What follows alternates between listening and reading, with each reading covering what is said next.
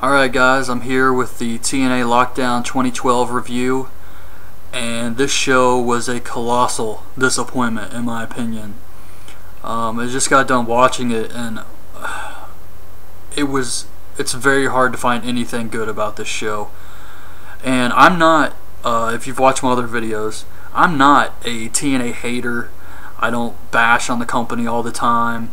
I watch the shows. If it's a good show, I am happy about that. I enjoy the show when it's good. Unfortunately, they do a lot of bad stuff, and tonight was really bad. When I am watching a pay-per-view, when you know it's a Sunday and you know there's a big show, and you get that feeling like this is a big pay-per-view event, you're excited about it, you want to watch it. I typically don't get that feeling with the TNA Impact pay-per-views, especially when they're in the Impact Zone. However, this show was in Nashville. I figured this is going to be a hot crowd. Last year's was a pretty hot crowd. So I'm thinking, man, tonight they're out of the Impact Zone. They're in James Storm's hometown. This place is going to be awesome. Great crowd reaction.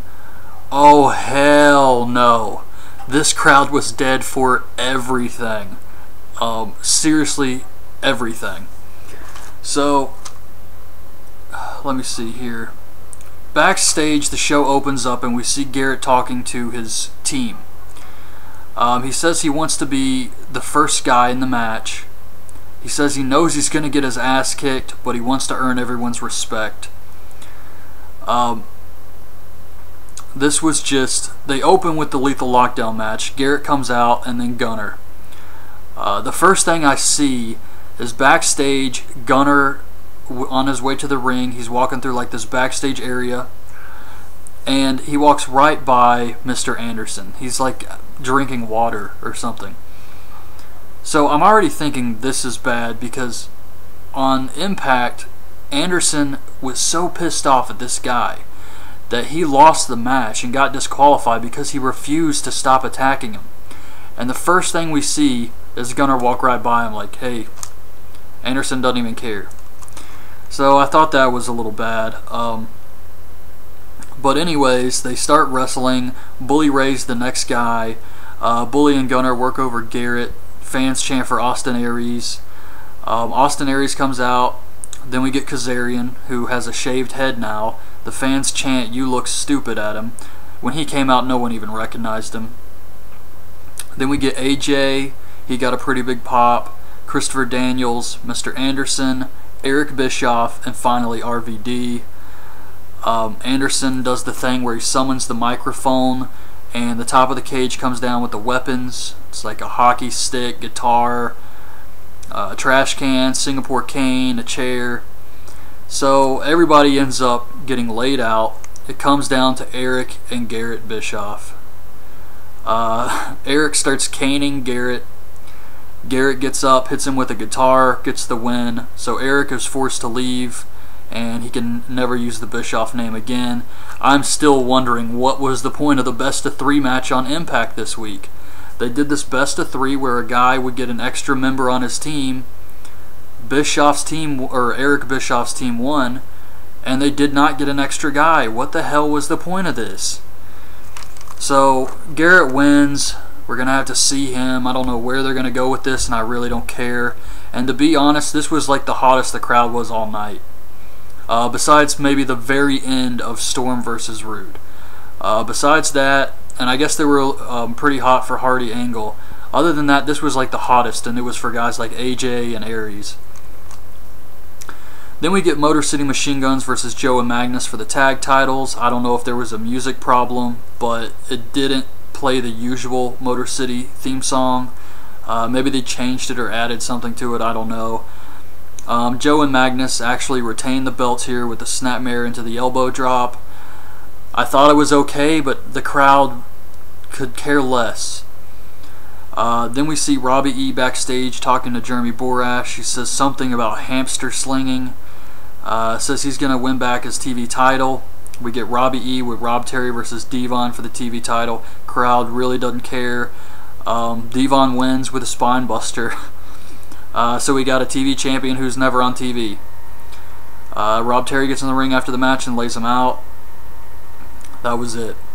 Jeremy Borash is reading tweets. He's telling people to put hashtag Team Storm or hashtag Team Roode in the tweets. Matt Morgan comes up, says he just wants revenge tonight against Crimson. Says it's not a cage to him, it's a prison cell, and he's going to make Crimson his red-headed bitch. We get the Knockouts match. Gail Kim with Madison Rayne versus Velvet Sky for the Knockouts title. Velvet hits a roll-up on Gail, but she reverses it and gets the win, so Gail is still Knockouts champion. Then Ric Flair comes out. I don't know if this was to kill time, if they were trying to use Flair to get the audience into the show. He comes out, he insults the fans, talks about how good he is, says he's pissed off.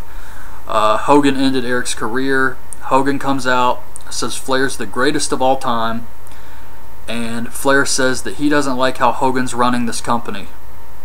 He's not the only one. And Flair's supposed to be the heel.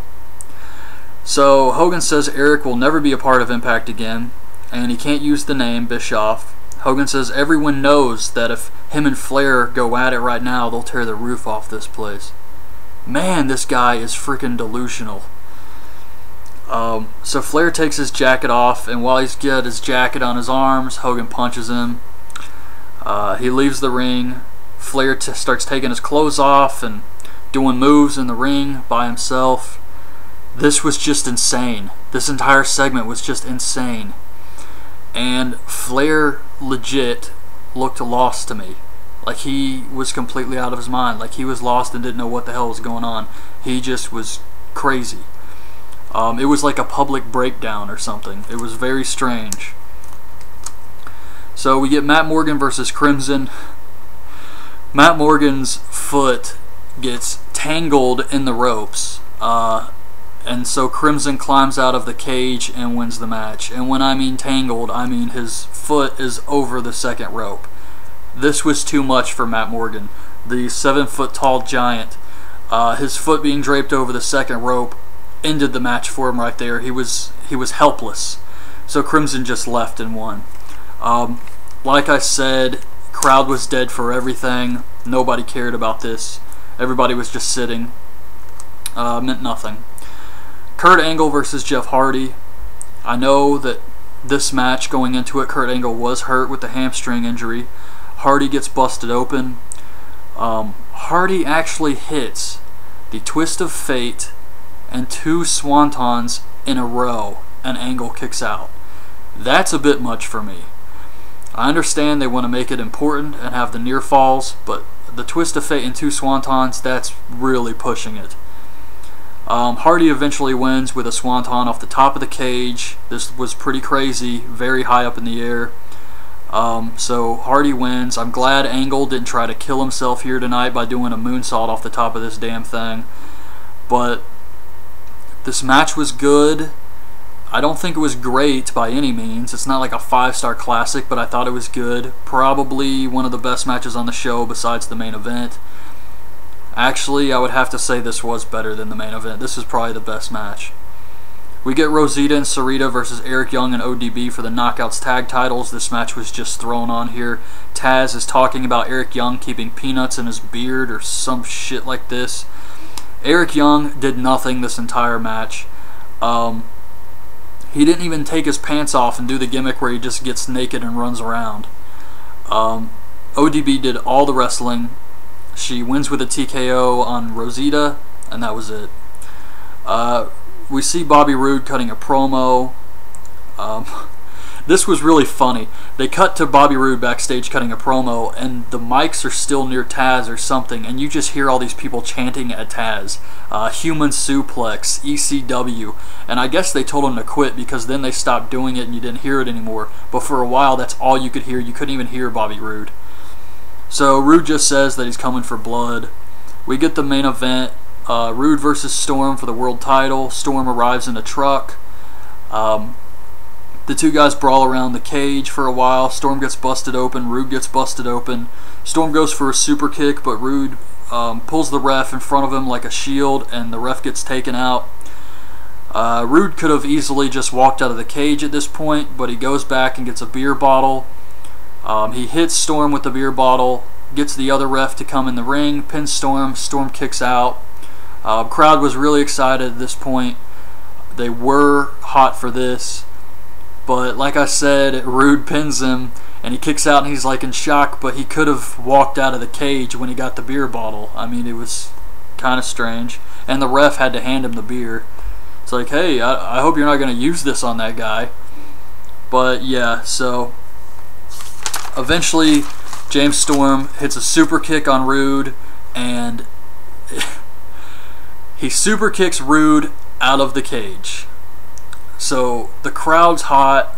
We're in James Storm's hometown. He might finally get the belt back and beat Bobby Roode. He hits a super kick, and it sends Roode through the cage door to the outside, giving the win to Roode. Horrible, horrible finish to this match. Just stupid. Roode sells it. He acts like he's completely out. They just leave the title on him. Storm's in the ring. He's all upset. Shows him go and hug his wife after the match, but just a bad way to end the show. And I'm not blaming the fans for not being a hot crowd. I don't blame them at all, because it's hard to care about any of this. And honestly, when they do stuff like this, you see why. When they keep doing the horrible stuff like this, the crowds are going to get deader and deader. I mean, they need a change, a big change. And that was TNA Lockdown. I mean, a lot of the wrestling was good, but no one cared. It just didn't really have any reason to care about it. So it was a very, very disappointing show, and that's really all I have to say about it. So I hope you guys like my review of TNA Lockdown.